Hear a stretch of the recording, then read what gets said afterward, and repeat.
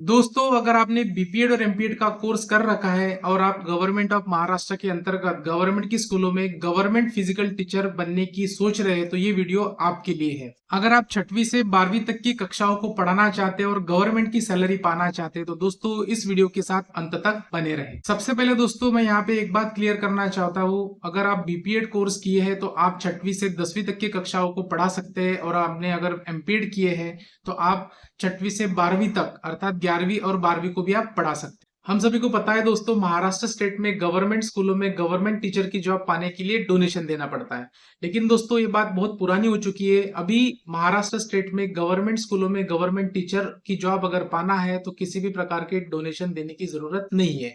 मैं यहाँ पे बात केवल दोस्तों 6 to 12 6वीं से 12वीं तक की कर रहा हूँ। ये बात आपको यहाँ पे नोट करनी है। तो दोस्तों वीडियो बहुत ही इंपॉर्टेंट है। महाराष्ट्र स्टेट से जितने भी छात्र बिलोंग करते हैं या जितने भी बीपीएड और एमपीएड डिग्री धारक है उनके लिए बहुत ही इंपॉर्टेंट वीडियो दोस्तों, क्योंकि महाराष्ट्र स्टेट के स्टूडेंट्स के लिए बहुत ही इंपॉर्टेंट वीडियो रहने वाला है, इसलिए आपको इस वीडियो के साथ अंत तक जुड़े रहना है। तो नमस्कार दोस्तों, टोटल फिजिकल एजुकेशन इस यूट्यूब चैनल में आप सभी का स्वागत है। जानकारी की ओर बढ़ने के पहले आप सभी को मैं रिक्वेस्ट करना चाहता हूँ कि इस वीडियो को लाइक करना है और अधिक से अधिक स्टूडेंट्स तक इस वीडियो को पहुंचाना है। जैसे कि दोस्तों मैंने अभी भी आपको बताया, महाराष्ट्र स्टेट में गवर्नमेंट स्कूलों में गवर्नमेंट फिजिकल टीचर बनने के लिए अब डोनेशन देने की जरूरत नहीं है। तो दोस्तों आपके मन में शंकाएं आ रही होंगी कि ऐसा कैसे संभव है, महाराष्ट्र स्टेट में डोनेशन दिए बगैर तो जॉब मिलती नहीं। तो दोस्तों ये संभव है, इसका ताजा एग्जाम्पल मैं खुद हूँ, क्योंकि 2017 की महाराष्ट्र स्टेट गवर्नमेंट के द्वारा ऑर्गेनाइज की गई टीचर रिक्रूटमेंट की वो एग्जाम मैंने दी थी, जिसमें मेरा अच्छा खासा स्कोर आया था और मुझे मेरिट में भी जगह मिली थी, जिसके कारण मैं आज एक महाराष्ट्र के अच्छे कॉलेज में +1 +2 को पढ़ा रहा हूँ, वो भी गवर्नमेंट कॉलेज में पढ़ा रहा हूँ। ठीक है, विदाउट एनी डोनेशन, किसी भी प्रकार का डोनेशन दिए बगैर मेरी वहां पे ज्वाइनिंग हुई थी दोस्तों। और आज मेरी सर्विस को कुल मिलाकर 5 से 6 साल हो गए हैं और मेरी सर्विस अभी चल रही है। ठीक है, तो वही एग्जाम आप लोग भी दे सकते हैं जिससे आप अपना भविष्य बना सकते हैं। दोस्तों उस एग्जाम का नाम है पवित्र पोर्टल की टेट एग्जाम। टेट एग्जाम बोले तो दोस्तों TAIT। ठीक है, उसको हिंदी में शिक्षक अभियोग्यता चाचनी कहा जाता है, और जिसको अंग्रेजी में टीचर्स एप्टीट्यूड इंटेलिजेंस टेस्ट ऐसा भी कहा जाता है। तो ठीक है, तो वो एग्जाम आपको देनी पड़ती है। पवित्र पोर्टल की टेट एग्जाम होती है दोस्तों। वो एग्जाम दे के अच्छा स्कोर अगर आपको आता है और अगर आप मेरिट में आते हो तो आपको विदाउट एनी डोनेशन जॉब मिलने की संभावना है दोस्तों। ठीक है, अब दोस्तों टेट यहाँ पे कंफ्यूज होते हैं अधिकतर स्टूडेंट। वो बोलते हैं कि टेट दूसरी भी टेट होती है दोस्तों। ठीक है, TET। ठीक है, TET टीचर एलिजिबिलिटी टेस्ट, वो पात्रता परीक्षा होती है दोस्तों। ठीक है, तो कुछ स्टूडेंट मुझे पूछते हैं कि वो भी एग्जाम हमको देनी है क्या। तो दोस्तों मैं यहाँ पे क्लियर बताना चाहता हूँ, फिजिकल टीचर के लिए TET इस परीक्षा की किसी भी प्रकार की जरूरत नहीं है। फिजिकल टीचर को TET ये परीक्षा देने की जरूरत नहीं है।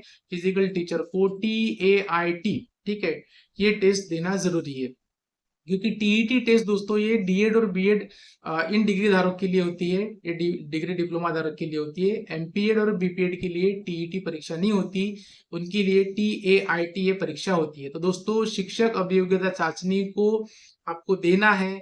वो अभियोग्यता चाचनी देने के बाद ही आप गवर्नमेंट की स्कूलों में सरकारी फिजिकल टीचर बन सकते हैं। और दोस्तों आज के बाद यानी मीन 2017 के बाद से महाराष्ट्र स्टेट के अंतर्गत पवित्र पोर्टल की एग्जाम के थ्रू ही गवर्नमेंट फिजिकल टीचर की रिक्रूटमेंट हो रही है दोस्तों। अगर आपको कोई बोलता है कि आप इतना पैसा दे दो हम आपको रिक्रूटमेंट दे देंगे या फिर हम आपको ज्वाइनिंग दे देंगे, तो ऐसा नहीं करना है दोस्तों, क्योंकि विदाउट एनी पवित्र पोर्टल, क्योंकि पवित्र पोर्टल की एग्जाम से जितने लोग आगे आते हैं उन्हीं को स्टेट गवर्नमेंट अभी जॉब ऑफर कर रहे हैं।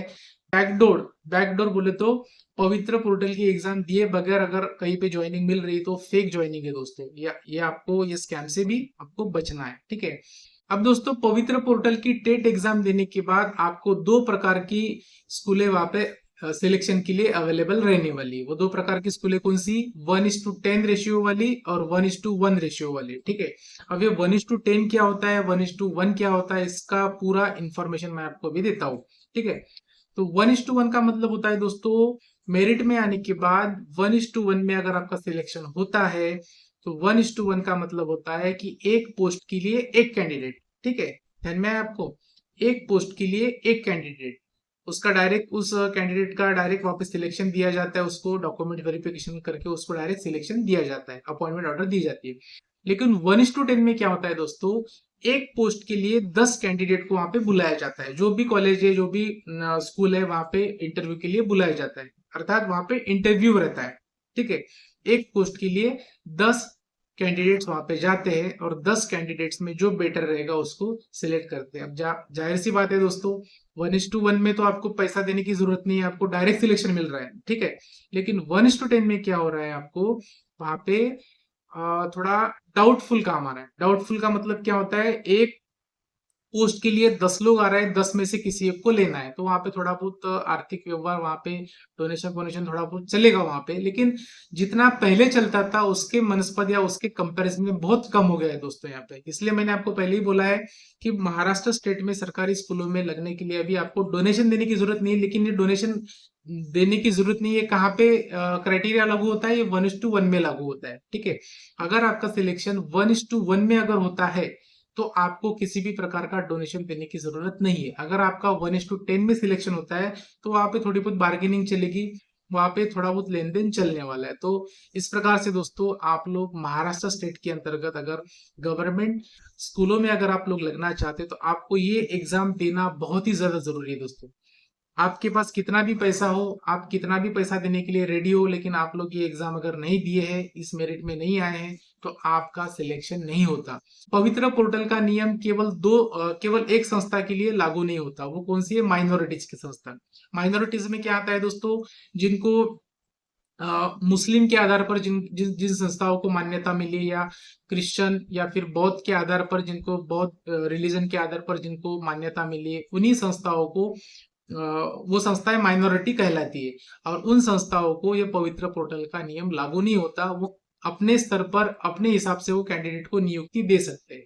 तो इस प्रकार से महाराष्ट्र स्टेट में अगर आपको गवर्नमेंट फिजिकल टीचर या गवर्नमेंट टीचर बनना चाहते हैं या गवर्नमेंट टीचर बनने की इच्छा रखते हैं, तो आपको ये जानकारी होना बहुत ज्यादा जरूरी है दोस्तों। बाकी फील्ड के छात्रों को तो इसके बारे में जानकारी है, लेकिन हमारे फिजिकल एजुकेशन के फील्ड के लोग बहुत पीछे रह गए दोस्तों। इसलिए ये वीडियो आज मैंने आप लोगों के सामने लाया है।